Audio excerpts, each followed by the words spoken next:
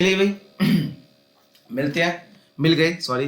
Tax reform, tax reform, tax से related कौन कौन से बदलाव किए गए, ठीक है। टैक्स से रिलेटेड कौन कौन से बदलाव किए गए। अगर पिछली क्लास देखी जाके देख के आओ, नहीं देखिए देख के आओ, अगर देख लिए तो पढ़ो मेरे साथ बैठ के। आ जाओ। टैक्स रिफॉर्म, टैक्स को लेकर कौन से गवर्नमेंट ने बदलाव किए, टैक्स के अंदर क्या क्या आते हैं, डायरेक्ट टैक्स, इनडायरेक्ट टैक्स। शुरुआत करते हैं, चलिए। और इसको आप अपनी लिमिटेशन खत्म कर देंगे अभी, ठीक है। टैक्स रिफॉर्म के अंदर भाई, टैक्स रिफॉर्म कौन करता है, गवर्नमेंट करती है। अपने टैक्सेशन पॉलिसी और गवर्नमेंट पब्लिक एक्सपेंडिचर सारे पॉलिसी किसके अंदर आते हैं, फिजिकल पॉलिसी के अंदर आते हैं। और ये सेम चीज वहां बताई गई है गवर्नमेंट बजट चैप्टर में, है ना। तो गवर्नमेंट बजट चैप्टर में लेके आऊंगा, उसमें पढ़ लीजिए, कोई दिक्कत नहीं, बहुत जल्दी आएगा। तो भैया गवर्नमेंट टैक्स चीज की चीजों को सब अपने कंट्रोल में रखती है, अपने खर्चों को गवर्नमेंट अपने कंट्रोल में रखती है। और इन कंट्रोल को अगर वो चेंज करती रहती है तो उसे हम फिजिकल पॉलिसी कहते रहते हैं। फिजिकल डायरेक्ट टैक्स और इनडायरेक्ट टैक्स होते हैं। डायरेक्ट टैक्स और इनडायरेक्ट टैक्स क्या क्या होते हैं बता देता हूँ शॉर्टली थोड़ा। डायरेक्ट टैक्स वो होते हैं जो गवर्नमेंट डायरेक्टली किसी पे लगाती है, उसी को पे करना पड़ता है। जैसे एक कंज्यूमर है, उस पर लगाया गया इनकम टैक्स, वही बंदा पे करेगा गवर्नमेंट को। यह है इनकम टैक्स, जो कि डायरेक्ट टैक्स का एक पॉइंट है, एक पार्ट है। उसके बाद business tax, profit tax, corporate tax, ये तीनों एक ही होते हैं। मतलब अगर किसी कोई बिजनेस प्रॉफिट कमा रहा है, ठीक है, नेट प्रॉफिट, साल के एंड में नेट प्रॉफिट आया, उस नेट प्रॉफिट पे गवर्नमेंट ने टैक्स लगा दिया। वो क्या है, बिजनेस टैक्स है, प्रॉफिट टैक्स है, कॉर्पोरेट टैक्स है। इसलिए क्या बोलेंगे हम, डायरेक्ट टैक्स। लेकिन अगर मान लीजिए मैं कुछ क्वांटिटी प्रोड्यूस कर रहा हूँ किसी गुड्स की, किसी सर्विस की, और उस क्वांटिटी पे जो गवर्नमेंट ने टैक्स लगाया, वो टैक्स क्या मैं पे करूंगा, नहीं, मैं अपने कस्टमर्स लेके दूंगा, जिसे हम कहते हैं जीएसटी आज के टाइम पे। तो इसे बोलेंगे हम इनडायरेक्ट टैक्स। मतलब गवर्नमेंट ने लगाया तो प्रोड्यूसर के ऊपर, लेकिन प्रोड्यूसर ने किससे ले लिया, कस्टमर से। उसे हम क्या बोलेंगे, जीएसटी, मतलब इनडायरेक्ट टैक्स। क्लियर। चलो, तो गवर्नमेंट ने डायरेक्ट टैक्स को लेकर और इनडायरेक्ट टैक्स को लेकर कुछ चेंजेस किए। अब चेंजेस क्या क्या थे, आओ। सबसे पहले रिडक्शन इन टैक्सेस, गवर्नमेंट ने टैक्स के रेट को हटाया नहीं, टैक्स के रेट क्या कर दिया, कम कर दिया। गवर्नमेंट ने टैक्स के रेट को कम कर दिया, रिडक्शन इन टैक्सेस। देखो 1991 के बाद से there has been a continuous reduction in income and corporate tax, ठीक है। Has high tax rate where an important reason to tax evasion. उस टाइम पे टैक्स ज्यादा थे, और इसके बाद देखा गया कि इनकम टैक्स और कॉर्पोरेट टैक्स में काफी जो रेट थे वो काफी कम किए गए, टैक्स एविशन किए गए। टैक्स एविशन का मतलब है कम करना, रेट को कम कर देना। It is now widely accepted that moderate rate of income tax encourage. अच्छा, क्यों कम करा गया, ताकि देखो टैक्स जितना कम होगा उतने ही लोग अपनी इनकम को डिस्क्लोज करेंगे कि हाँ भैया इतना तो कम टैक्स से काम करते हैं, बैंक में जमा करते हैं अपने पैसे को और थोड़ा बहुत टैक्स दे ही देते हैं। घर में रखने से अच्छा बैंक में रखते हैं, और जो भी टैक्स होगा थोड़ा बहुत तो है ही, दे देते हैं। तो गवर्नमेंट ने अपने टैक्सेस को रेट को लेकर कम कर दिया, ताकि लोग जो है वो अपनी इनकम को डिस्क्लोज करें और अपनी सेविंग को दिखाएं और अपना टैक्स पे करें, ठीक है। ज्यादा टैक्स रेट होगा तो गवर्नमेंट कस्टमर नहीं देगा ना टैक्स, ये भी तो है ना। चलिए, अब भी नहीं दे रहे यार, हमारा इंडिया है यार, नहीं देते लोग, हमारे इंडिया के लोग। चलिए, दूसरा, reforms in indirect tax, indirect tax में बदलाव। इनडायरेक्ट टैक्स में रेट में नहीं बोल रहा मैं, रेट तो पहले हो गया, ठीक है। मैं कह रहा हूँ बदलाव किस में आया, इनडायरेक्ट टैक्स में। अभी हाल ही में आया जीएसटी, है ना, जीएसटी अभी हाल ही में आया। तो चैप्टर का नाम क्या है, सिंस 1991 से। अगर आज भी कोई पॉलिसी बदल दी जाए ना, जो बहुत पहले की है, 1991 से पहले की कोई पॉलिसी और आज ही बदल दी जाए, उसे भी हम इकोनॉमिक रिफॉर्म में डाल देंगे, ठीक है। तो considerable reform has been made in indirect tax to facilitate establishment of common national market for goods and commodity। मतलब कि कॉमन जो हमारी नेशनल मार्केट है, हमारी कमोडिटी मार्केट है, सर्विस मार्केट है, इनको फैसिलिटी प्रोवाइड करने के लिए गवर्नमेंट जीएसटी में बदलाव करती रहती है, मतलब इनडायरेक्ट टैक्स में बदलाव करती ही रहती है, ठीक है। तो पहला क्या था कि टैक्स के रेट कम कर दिए गए, दूसरा क्या है, इनडायरेक्ट टैक्स में चेंजेस लाई गवर्नमेंट, ठीक है।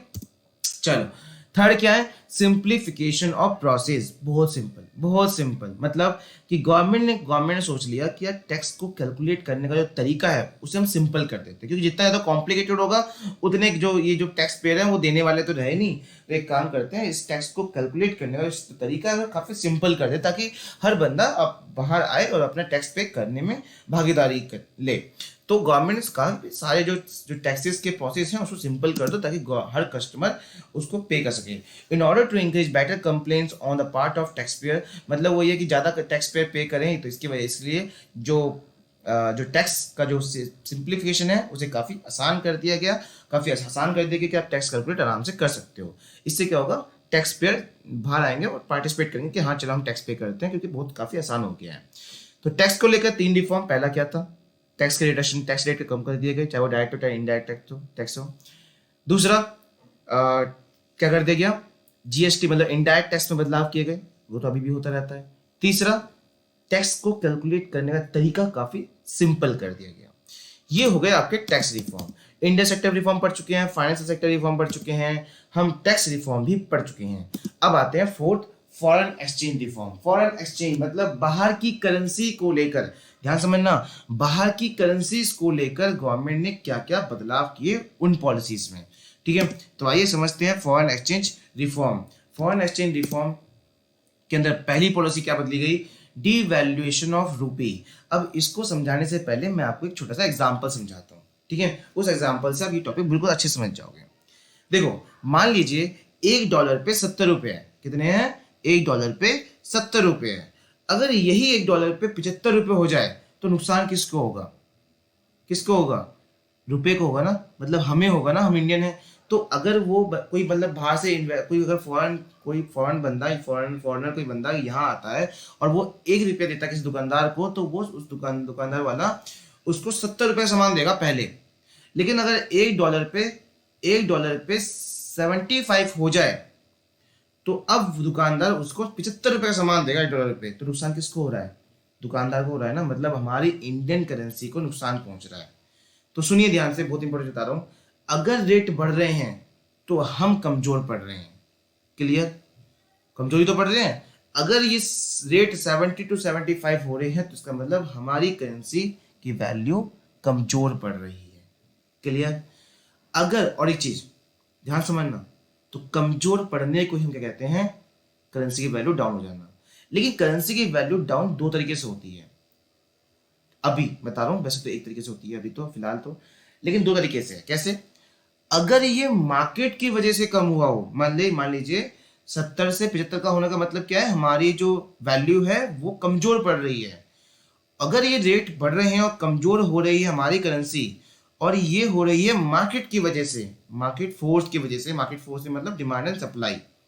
ठीक है, हम कितना खरीद रहे हैं, वो कितना खरीद रहे हैं, हम कितना बेच रहे हैं, हम वो कितना बेच रहे हैं, वो सब वगैरह। तो इन सभी वजह से अगर रेट बढ़ रहे हैं और हम कमजोर पड़ रहे हैं तो इसे हम बोलते हैं डेप्रिसिएशन ऑफ रुपीज। क्या बोलते हैं, डेप्रिसिएशन ऑफ रुपी। लेकिन अगर गवर्नमेंट इस रेट को बढ़ाए, 70 से 75 कर दे और हमारी करेंसी की वैल्यू क्या कर दे, कमजोर कर दे, गवर्नमेंट कह रहा हूं मैं, गवर्नमेंट, तो क्या बोलेंगे इसको, डिवैल्यूएशन ऑफ रुपी। इसका मतलब क्या भैया, ये है कि मतलब 1991 में गवर्नमेंट ने उस टाइम पे कुछ दिनों के लिए हमारी करेंसी की वैल्यू डाउन कर देती। हाँ, रेट को बढ़ाए और हमारी करेंसी वैल्यू डाउन कर दी। क्यों भैया, गवर्नमेंट ऐसा क्यों किया, इससे तो हमें नुकसान है। नुकसान है, लेकिन याद करो हमारे पास ना फॉरेन एक्सचेंज नहीं था, हमारे पास रिजर्व, हमारे पास डॉलर्स खत्म हो गए थे, हमारे पास फॉरेन करेंसीज खत्म हो चुके थे, 1-2 हफ्ते का पैसा बचा था बस हमारे पास। तो उस रिजर्व को बढ़ाने के लिए, और रिजर्व कैसे बढ़ेगा, जब बाहर के लोग यहाँ घूमने आएंगे, जब बाहर के लोग हमसे ज़्यादा खरीदेंगे। और यहाँ घूमने कब आएंगे, जब उनको लगेगा कि या तो सस्ता है इंडिया, यहाँ पे तो ₹1 दो 75 रुपये सामान ले लो, यहाँ तो ₹1 दो 75 रुपये का सर्विस ले लो। तो वही है, तो गवर्नमेंट ने जानबूझ के ये हमारी करेंसी को डाउन किया, रेट को बढ़ाया, ताकि बाहर के लोग ज़्यादा खरीदें, बाहर के लोग ज़्यादा घूमने आए यहाँ पे, और वो जो रिजर्व है, जो फॉरेन एक्सचेंज रिजर्व है, वो जो कम हो गया था वो फिर से बढ़ जाए।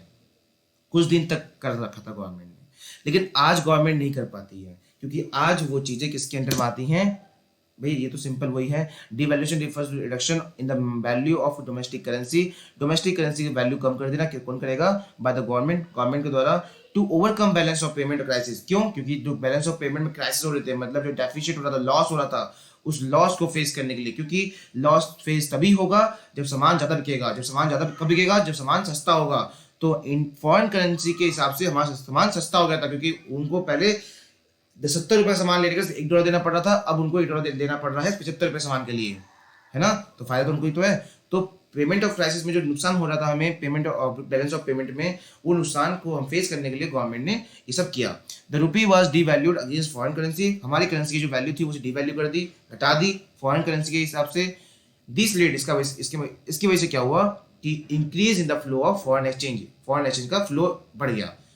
इनफ्लो बढ़ गया, मतलब फॉरेन एक्सचेंज ज़्यादा आने लगे हमारी करेंसी, हमारी कंट्री में। क्लियर? दोबारा से बताता हूँ कि अगर रेट बढ़ते हैं तो हमारी करेंसी की वैल्यू डाउन होती है। अगर मार्केट की वजह से होता है तो क्या बोलते हैं? डेप्रिसिएशन ऑफ करेंट रुपी। अगर गवर्नमेंट करती है तो क्या बोलते हैं? Devaluation of rupee. क्लियर? चलिए नेक्स्ट पॉइंट, लास्ट है ये इसका फॉरेन एक्सचेंज रिफॉर्म का, कि अब गवर्नमेंट ने बोल दिया, गवर्नमेंट डिसाइड कर लिया कि भैया अब जो रेट होंगे मार्केट में 1991 के बाद, अब जो रेट होंगे मार्केट में उसे कौन डिसाइड करेगा? मार्केट डिसाइड करेगी। मतलब जो डेली बेस पे रेट ऊपर नीचे होते रहते हैं ना, $1 पे 70 रुपये पे 72 रुपये पे फिर 69 हो जाता है, ये कौन डिसाइड करता है? ये मार्केट डिसाइड करता है कि हम पूरे मार्केट कितना खरीद रही है और पूरी मार्केट कितना बेच रही है बाहर कंट्रीज को, और उसी हिसाब से रेट बढ़ते घटते रहते हैं। और ये हर सेकंड बदलते हैं, हर सेकंड ये रेट बदलते हैं, क्योंकि जितने में आपको ये लेक्चर दे रहा हूँ ना, उतने में भी बहुत सारे लोग खरीद चुके हैं सामान बाहर से और बेच भी चुके हैं। तो इसीलिए ये रेट हर समय बदलता घटता रहता ही है। गूगल पे अपडेट होने में टाइम नहीं जाता है, लेकिन ये हर समय बदलता घटता रहता है। ठीक है, बढ़ता घटता रहता है। चलिए, तो the government allow rupee value to the free from its control. Government ने जो रुपये की वैल्यू थी वो अपने कंट्रोल से फ्री कर दिया, जिसकी वजह से मार्केट फोर्स डिसाइड करेगी। मार्केट फोर्स से मतलब demand and supply he decide करेगी क्या रुपीस होनी चाहिए फॉरेन करेंसी के हिसाब से, हमारे क्या रेट चलने चाहिए। क्लियर? चलो भैया, अब आते हैं India sector reform, finance sector reform खत्म, टैक्स रिफॉर्म खत्म, फॉरेन एक्सचेंज रिफॉर्म खत्म। अब क्या खत्म होने जा रहा है? Trade and investment policy reform, पता है? और अगर ये पढ़ डाला तो आपने ग्लोबलाइजेशन का भी एक टॉपिक पढ़ डाला, ट्रेड एंड इन्वेस्टमेंट पॉलिसी अगर पढ़ डाला तो, क्योंकि ये सब चीज वहां भी आने वाली है। एलपी है ना, लिबरलाइजेशन, प्राइवेटाइजेशन, ग्लोबलाइजेशन, तो लिबरलाइजेशन चल रहा है हमारा। ठीक है, trade and investment policy reform shortly बता देता हूँ। Trade and investment policy reform के अंदर क्या आता है कि जो लोग हमारे यहाँ बिजनेस कर रहे हैं, बाहर से आकर हमारे यहाँ इन्वेस्ट कर रहे हैं, हमारे यहाँ के लोग बाहर जाके बिजनेस कर रहे हैं, हमारे यहाँ के लोग ज़्यादा बाहर जाके इन्वेस्टमेंट करना चाहते हैं, इन सब में जो पॉलिसी गवर्नमेंट ने लगा रखी थी, उन सब पॉलिसीज को गवर्नमेंट ने चेंज कर दिया। ठीक है, तो आइए देखते हैं कौन कौन सी पॉलिसी गवर्नमेंट चेंज किया। सबसे पहले क्या है?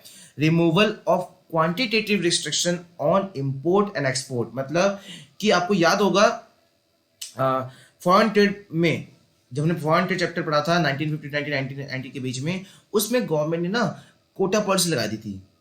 Tariff policy, quota policy. Quota policy मतलब आप इतनी ही क्वांटिटी में बाहर से खरीद सकते हो बस। ठीक है, तो वो जो क्वांटिटेटिव रिस्ट्रिक्शन लगा रखा था गवर्नमेंट ने, उसी काम गवर्नमेंट ने क्या कर दिया? हटा दिया। चाहे आप सामान खरीदो चाहे सामान बेचो, अब कोई भी क्वांटिटेटिव रिस्ट्रिक्शन नहीं है, कितना भी खरीदो कितना ही बेचो।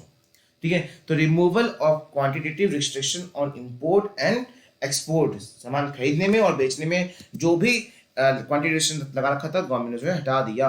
Under the new economic policy, quantitative restriction on import and export was greatly reduce, कम कर दिया गया।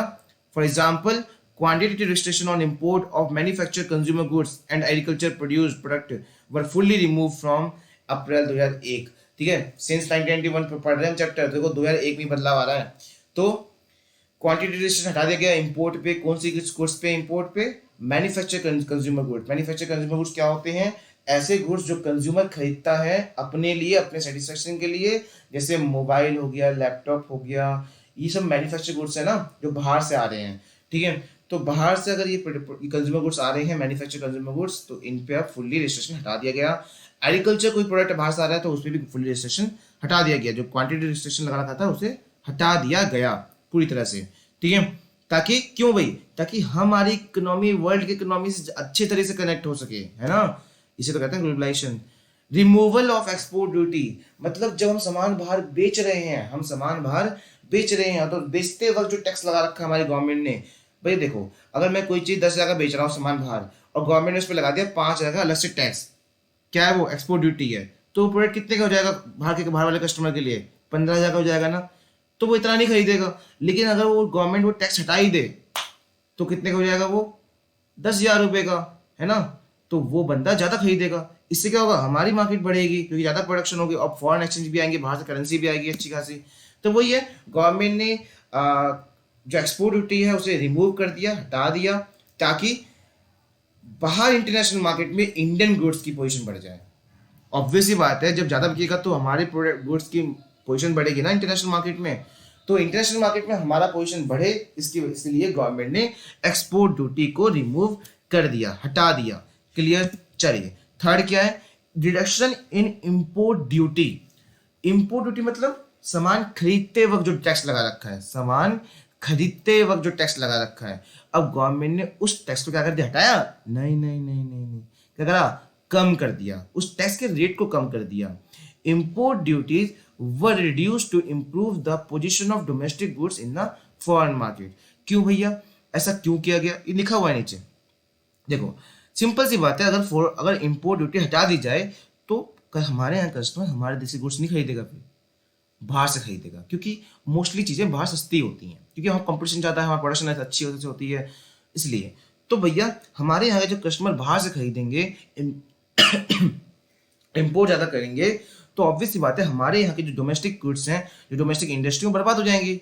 तो हमारी डोमेस्टिक इंडस्ट्रीज को प्रोटेक्ट करने के लिए, ठीक है, कि हाँ इनका नाम भी बरकरार रहे फॉरेन मार्केट में, इसलिए टैक्स को हटाया नहीं, कम कर दिया कि आप खरीदो पर इतना ज़्यादा ना खरीद लेना कि हमारी इंडस्ट्री बर्बाद हो जाएगी, है ना। चलिए, तो रिडक्शन इन इम्पोर्ट ड्यूटी, कि बाहर से जो हम सामान मंगवाते थे उस पर जो टैक्स था उसे कम कर दिया गया, हटाया नहीं। क्लियर। और last, relaxation in import licence system. पता है लाइसेंस सिस्टम जो लगा रखा था उसमें क्या था कि भैया आपको किसी भी चीज़ को प्रोडक्शन करनी है तो लाइसेंस, अपना बिजनेस बढ़ाना है तो लाइसेंस, आपको बिजनेस में प्रोडक्शन को चेंज करना है तो भी लाइसेंस, लेकिन सामान अगर बाहर से मंगवाना है ना तो भी लाइसेंस लेना पड़ेगा। लेकिन अब लाइसेंस सिस्टम को हटाया नहीं, रिलैक्स कर दिया। मतलब कि अब कुछ ही मंगवाइए आप, लाइसेंस लेने की जरूरत नहीं है। लेकिन कुछ ऐसे गुड्स हैं, ऐसे चीज़ें हैं जिनको अगर आप बाहर से मंगवा रहे हो तो आपको लाइसेंस अभी भी लेना पड़ेगा। जैसे हजार्डियस गुड्स, जो केमिकल चीज़ें होती हैं, जो मतलब इन्वायरमेंटली सेंसिटिव होती हैं, जो इन्वायरमेंट को नुकसान पहुंचा सकती हैं, ठीक है। अगर आप कोई दवाइयाँ मंगवा रहे हो, अल्कोहल चीज़ मंगवा रहे हो, ठीक है, टैम्बाको मंगवा रहे हो बाहर से, तो ये सब चीज़ों के लिए अभी भी आपको लाइसेंस लेना ही पड़ेगा, ठीक है। तो लाइसेंस सिस्टम हटाया नहीं इम्पोर्ट से, क्या कर दिया गया, रिलैक्स कर दिया गया, ठीक है। ये सब चीज़ें लिखी हुई है इसके अंदर कि hazardous goods, environment sensitive goods, कोई ऐसे गुड्स जो बाहर से आप मंगवा रहे हो तो उसके लिए आपको अभी भी लाइसेंस लेना पड़ सकता है, बाकी सब चीज़ों पर लाइसेंस लेने की जरूरत नहीं है। क्लियर। उसी तरह ये आपका खत्म हुआ कि हाँ आपका लिबरलाइजेशन पूरी तरह खत्म हो चुका है। अब हम मिलेंगे नेक्स्ट वीडियो में किस नाम के साथ, प्राइवेटाइजेशन। एलपीजी था ना, लिबरलाइजेशन, प्राइवेटाइजेशन, ग्लोबलाइजेशन, तो हम नेक्स्ट वीडियो में प्राइवेटाइजेशन के साथ मिलते हैं। तब तक के लिए टाटा बाय बाय।